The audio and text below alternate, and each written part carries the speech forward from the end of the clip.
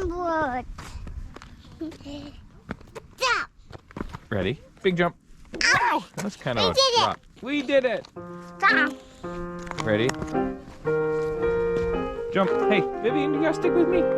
Stop. Come here. Jump. Can I hold your hand? Ready for the jump? Yeah. Jump. Whoa, what a good jump. That was awesome. We are up in Alaska. When I say up, I mean Ketchikan, so southern Alaska. Not just on vacation. Well, kind of. Let's call it a working vacation. And I know it's been a while, but here's travel tips for travel nurses over footage of a nurse vacationing. This week, getting the lay of the land. Once you have settled on a contract, it is a good time to get in touch with the facility.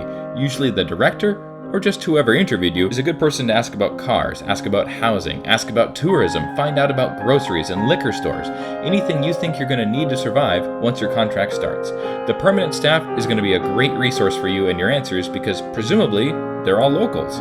This is a good way to live frugally and live like a tourist but not spend like a tourist. This has been Travel Tips for Travel Nurses over footage of a nurse vacationing.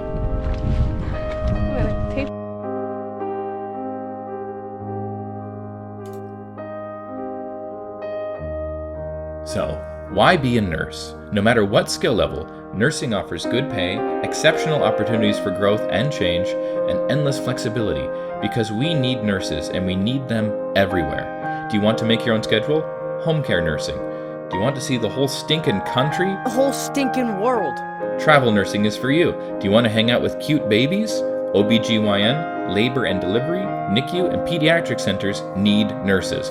Want to work and hang out with grandma? Geriatrics. Don't like people much? Research nursing. Need a career with opportunity to advance? You can study online while you work as a nurse and pursue higher degrees in nursing at the same time. Want a job that's future-proof? Robots can't pass pills, can't perform triage, can't hold a scared new mother's hand, or wipe a backside like a nurse. Are you still with me? Cool. Now let's talk about how to start. Be a high school graduate or have a GED. Start out as a certified nursing assistant or CNA. CNAs, for reference, make on average $14.25 an hour. That's averaged across all 50 states.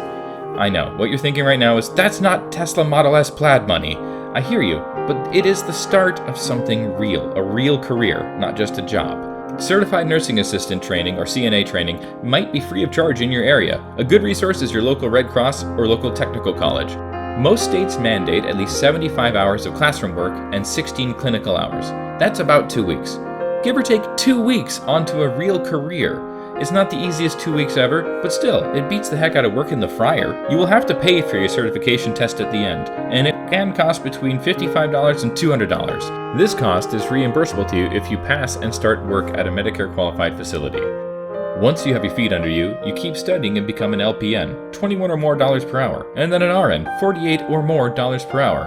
And those are just broad strokes. There are dozens of ways to specialize and advance yourself along this path, because once you start, you will find out two things. First, there is not just one path, and two, nurses are needed everywhere, right now. You can do this. We used to see the red numbers on our mobile banking app and make choices between eating well and buying gas to get to work. Now we don't even check the app. On a personal side note, why the F can't I make a mobile deposit when I'm overdrawn? That's total bullshit, right? Like, if I can't pay to put gas in the car, how the fuck am I supposed to drive down to the bank to make a deposit? If I have the check in my hand, just take my money. It feels like they make their money on those small overage fees, and they're not scared to piss me off because they know I'm poor and I can't do anything about it.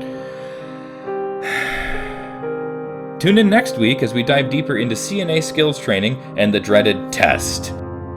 One last thought. The toughest part about doing the dishes is the moment right before you start doing the dishes. Doing the dishes is not hard, it's just boring. Anyway, go and get vaccinated.